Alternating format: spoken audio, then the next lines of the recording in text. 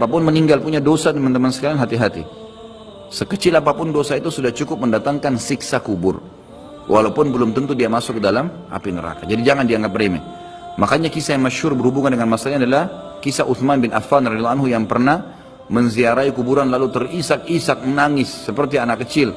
Lalu beberapa teman-temannya di zaman khilafah beliau berkata, "Wahai Amir Mu'minin, kenapa anda menangis melihat kuburan?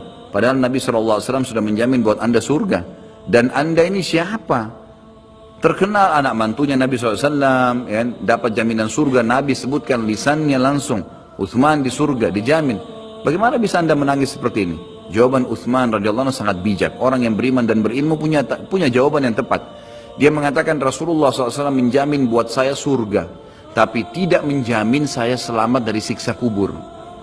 Dari mana jaminan saya disiksa dulu di kubur? Nanti saya masuk surga, betul. Tapi di kubur disiksa dulu karena masih ada dosa. Maka pemahaman yang dia keluarkan oleh para ulama tentang tadi saya bilang, dosa itu sekecil apapun sudah cukup untuk membuat adanya siksaan, gitu kan? Itu karena pernyataan Utsman bin Affan yang menyebutkan statement tadi, gitu kan? Jadi kita harus memahami poin ini, teman-teman sekalian. Makanya jangan pernah tunda minta maaf sama orang. Jangan pernah tunda mengembalikan haknya orang lain. Jangan pernah menganggap remeh dosa-dosa kecil. Tidak boleh sama sekali. Karena kita akan lihat nanti salah satu penyebab azab kubur adalah tidak cebok pada saat kencing. Masalah kecil yang dianggap kecil oleh orang, gitu kan? Banyak orang anggap remeh.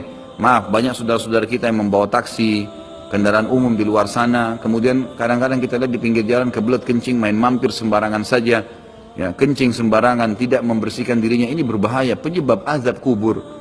Kata ulama, kalau kencing saja itu sudah menjadi penyebab, bagaimana dengan buang air besar? Bagaimana dengan orang junub tidak mandi? Bagaimana dengan hal-hal yang lebih besar lagi? Gitu kan?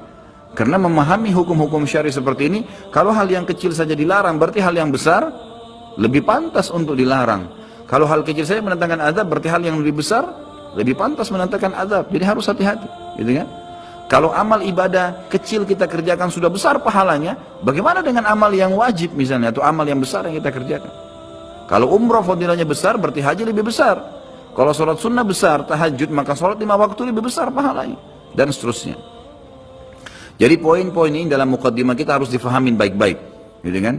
Terutama yang terakhir saya ucapkan tadi. Hati-hati teman-teman sekalian. Saya juga tahu diri saya pasti punya salah. Tapi saya mengajak diri saya dan jemaah sekalian untuk beristighfar kepada Allah, bertaubat.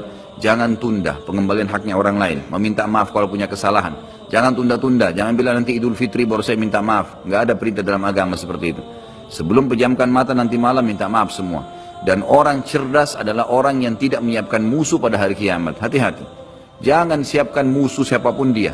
Maka harus ini, ya, kembalikan semua hak-hak orang, minta maaf. Kalau pernah mengambil barang orang yang tidak jelas, kembalikan. Kalau tidak, sedekahkan sejumlah itu. Semua selesaikan. Jangan ada masalah. Ya, jangan pernah ada masalah, jangan siapkan musuh. Imam Bukhari rahimahullah pernah berhenti berburu hanya karena meleset anak panahnya kena pagar tetangganya, gitu kan? Diajak teman-temannya, kita memanah yuk, berburu. Beliau senang berburu. Kemudian pada saat beliau lagi latihan panah, ternyata anak panahnya sempat mencuil sedikit pagar kayu tetangganya.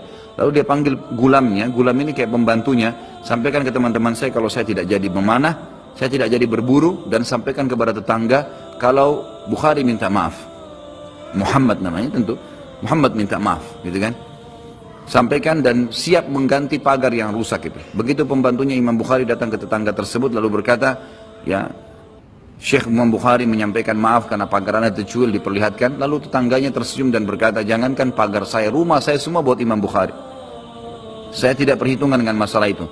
Waktu pembantunya Imam Bukhari kembali ke rumahnya, apa yang terjadi? Lihat orang soleh dan orang beriman, tahu dan yakin dengan adanya siksa dan azab kubur, tahu ada akhirat dan hisab, maka apa yang terjadi? Imam Bukhari sujud syukur kepada Allah, kemudian bersedekah sekian ribu dirham, hanya karena tidak jadi ada musuh dari tetangga yang dia cuilkan pagarnya. Coba teman-teman, berapa banyak sendal yang antum injak? Hah? Berapa banyak air yang kepercik kena orang lain? Berapa banyak ini, berapa banyak itu? Berapa banyak yang kita anggap remeh mengambil karena teman punya dan seterusnya. Ini hati-hati. Jangan siapkan musuh hari kiamat. Azab kubur datang kepada siapapun yang masih punya dosa. Dan dosa ada hubungannya dengan Allah subhanahu wa ta'ala, ada hubungannya dengan makhluk. Kalau berhubungan dengan Allah azza wa jalla, kita bertaubat kepada Allah. Allah maha pemurah. Dia akan terima taubat hamba-hambanya asal ikhlas. Tapi dengan makhluk nggak bisa. Mencuri, menggunjing, memfitnah, ya, mengambil, memakan, ya, merusak namanya orang lain, ini nggak boleh. Ini harus selain tobat kepada Allah, meminta maaf kepada orangnya. Nah, ini tidak boleh ditunda ini. Nggak ada gengsi di sini.